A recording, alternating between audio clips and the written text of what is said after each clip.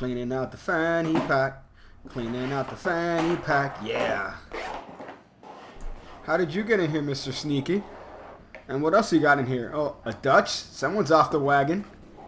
Sand. Is that what the kids are doing these days? And you're partying in here too? At least now I know who's the enabler in this situation. Ah, look at this. I haven't seen this photo album in years.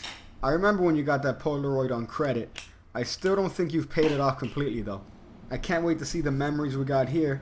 Ah, remember that? That's my first deck. Look how happy I was. And my first birthday party? Remember when you got drunk off the rum cake? Good times, man. And my first circumcision? I think they took too much off the head there. Look at that. Remember when you passed out in my bathroom? Silly you. Getting blood all over my favorite belt. And then you busted me. Still don't know how you took that picture though. And then you guys have a party. I can't leave you guys alone, can I? Remember how you guys threw up all over each other? And then you try to murder me for the first time? Ah, remember when the Five of Hearts slept with my girlfriend? Didn't even use a condom. Remember what I did to him? Last I heard, he still can't walk straight. Such good times we've had, guys.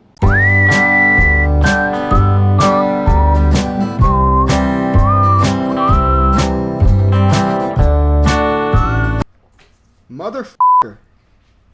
In this video, you're going to learn one of the most important techniques in all of Magic. You are going to learn about forcing a specific card on your participant. Keyword is forcing. This word could have some negative connotations, so let me clarify. A force is a way to control a spectator's selection, be it of a card, a number, word, letter, just about anything, and it's one of the most powerful weapons in Magic. There are hundreds of methods. So for this specific tutorial, I'm going to use this deck because it looks cool, and it was also blessed by the Holy Stitch statue. So that's why I'm going to go ahead and use this deck. And for the purpose of explanation, it really doesn't matter what card we use to show you. So we'll just use the top card here, the Five of Hearts. We'll use a nice card.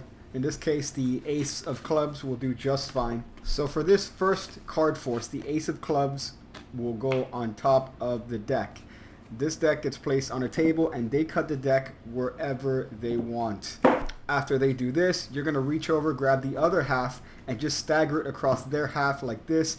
Do not do what every other magician does at this point and put it neatly in the middle and call attention to it. This is death. Instead, stagger it and do not call attention.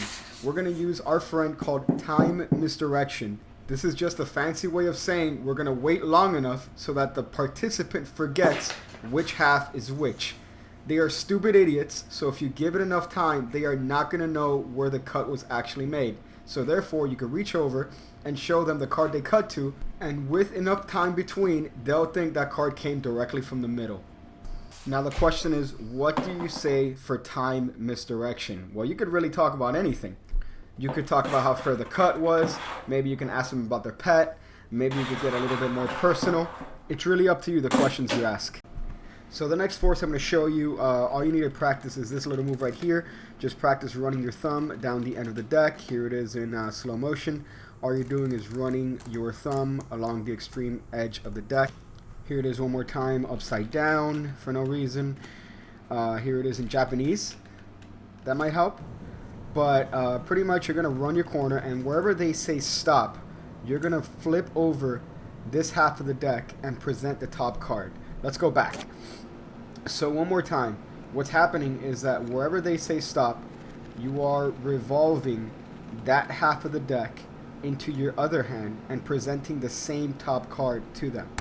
However, because that flippy they have no idea where the card came from. The stupid idiots do not know where the cut was actually made. So they assume that that card came from the middle. Really, it came right from the top of the deck.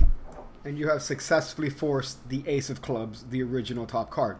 Now the important question is, why in the holiest of f***s is this important? Why is it important to know the card they pick ahead of time? Well, you could do anything with this knowledge. You could sew the card onto your skin and then reveal it to them that somehow the card they picked magically became sewn on your arm.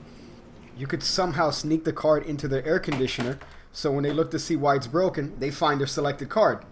Or maybe you sneak into the medicine cabinet and you replace their very important medication with the card that they're going to pick. Grandma loves that one.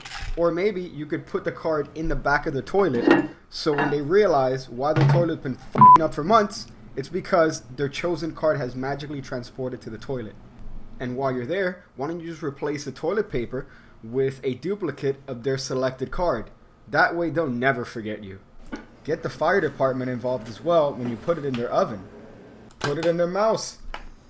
How about you cleverly cover their peephole so they never know who's a-knocking? Put the card in the Keurig. How about you put it in their cereal? Stress relief, more like relief you found the card. Put it under the pillow. How about in the printer? Bash it into the stupid piece of shit insignificant mother brains.